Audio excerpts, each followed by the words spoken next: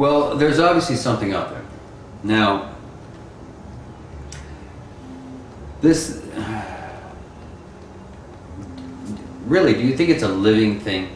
Do you think it, I mean, you were saying before that it could be a trick of the mind. Could be a trick of the mind. You know. But the mind doesn't leave. It doesn't leave footprints. I know. This is what gets me. Yeah. Because it's things like that when I'm about ready to just say, forget this is nonsense. I have found prints. I found, you could look this up on YouTube. I did a video 3 years ago called Hopewell. You can look up Skunk Ape footprints Hopewell.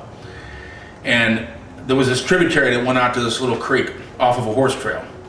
And when I was coming back from the tributary, I found this huge print. And I remember the shape of it. I got photographs of it. I got video of it. And on one of your videos that you took out in the swamp, when I think Kevin calls you over. Oh man, you gotta see this print.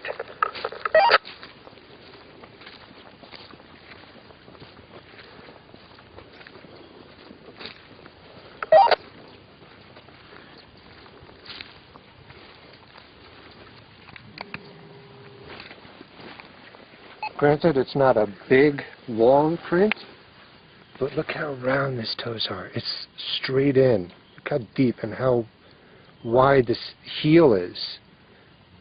And you come up, and as you approach, and that print becomes visible, I stood up, even though I was home alone, and I pointed at the computer, and I said, that's the same damn print. A screenshot of that compared to a screenshot of the one I took 3 years ago, about 40 miles south. It's the same animal that left that print. And that's what keeps me going, is when you find things like that, then that was a moment where I just said, I know now that this thing has got to be real. Well, just less than 48 hours ago, I looked at your video online of that.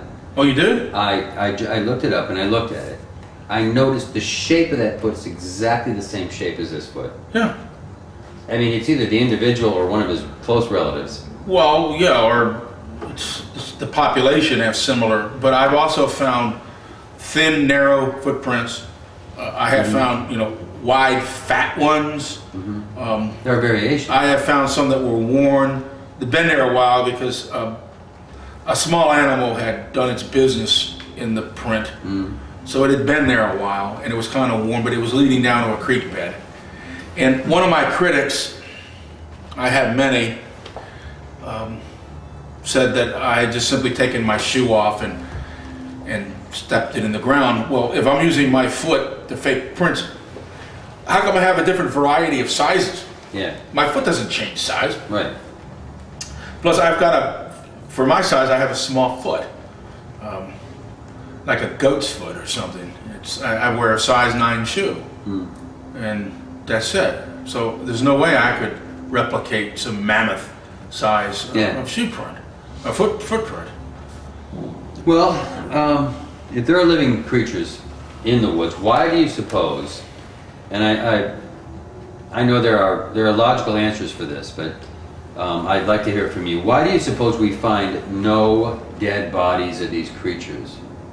Oh, well, that's like we don't find dead bodies of other animals like bears and things. In 3 years, I've only found one body, which was of a coyote that may have passed away of natural causes. The reason I say that is because its teeth were very worn. The molars, do coyotes have molars? Very worn. It was probably an older dog that had passed, and he was in medium to advanced state of decomposition, so maybe he'd been there less than a week, maybe 5-6 days. Terrible smell. You can barely get near it to photograph it. But that's sort of a rare find to come across something laying there dead, because they'll decompose and animals will eat them and scatter the bones, and so that's an easy question. The absence of a body lying dead in the woods cannot be used as proof that the animal does not exist, because I've never found even squirrel or raccoon bodies, and they're all over the place out there. So yes, yeah, Yeah, so well, the old saying, absence of evidence is not evidence. There's not evidence, right? Well, tell me this. If there's something out there, do you think it'll ever be identified, and will we ever see it in the zoo, or will we ever recognize it as an aborigine? Will it ever be proven and discovered, do you think? What's your feelings? Do you think we'll ever get proof?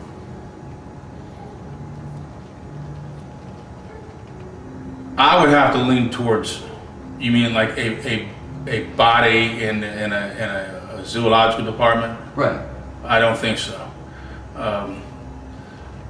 The animal, through evolutionary processes, is able to evade us and evade capture for whatever reason. That's what's in its genetics.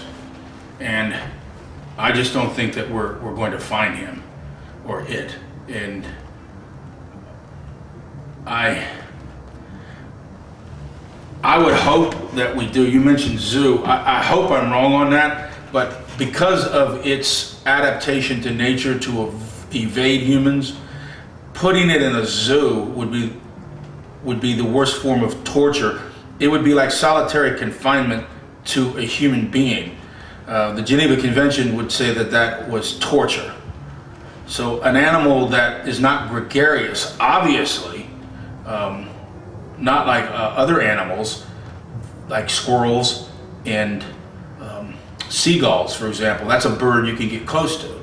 It almost doesn't even care. So you could put a squirrel or a seagull in a zoo, and as long as you're feeding the thing, it doesn't care. Couldn't care less.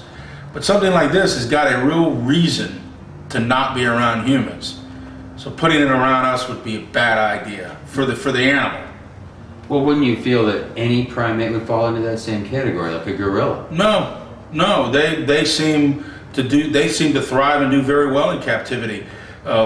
Chimpanzees at the Lowry Park Zoo, they seem very happy. They're around other chimpanzees. They're well fed. That seems to be just a primary consideration for them. And they also get something they never get in the wild, which is veterinarian care. So as long as they're fed and they're around other chimpanzees, they don't even know they're in captivity. And a Sasquatch wouldn't go for that. Well, we were able to capture gorillas and chimpanzees and able to walk up on them and see them in the jungle. There's some reason why we can't walk up on this thing. Yes, it is a different kind. It's a different kind of animal. So we can't even spot it from a distance. So there's a reason why it does that. Well, then, would you agree that it would have to be treated differently than an animal? And what I'm saying is, would you treat it more like a man? No, because I don't think it is a man. As we were saying before the show tonight, I think it lives completely off of instinct. I said evolutionary processes.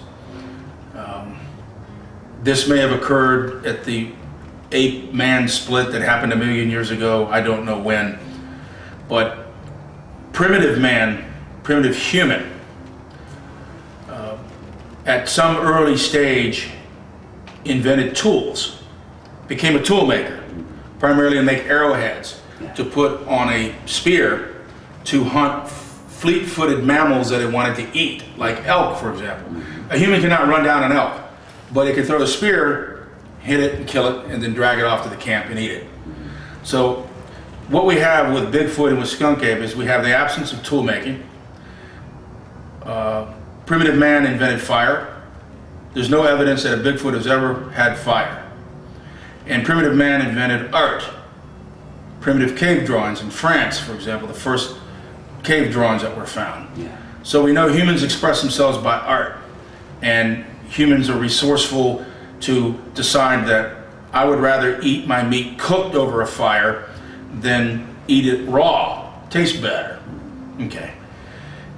These are things that humans have done. There's no evidence to suggest that a Bigfoot has ever done anything like that. They've never even found a vacated encampment, like you would see their fire, the bones they ate, and maybe their little shelters that they built. There's nothing like that. It's as if the animal just sleeps on the ground like every other animal in the woods does. So I don't believe they have intelligence. I really don't. Not as we would define intelligence. And that's what I was saying earlier, that could define who we are and validate our existence by really knowing that there's something special about humans. There's something unique about humans. And maybe we got our intelligence from God. I don't know. That's beyond my pay grade. But it could really show us that there's something very unique and special about humanity.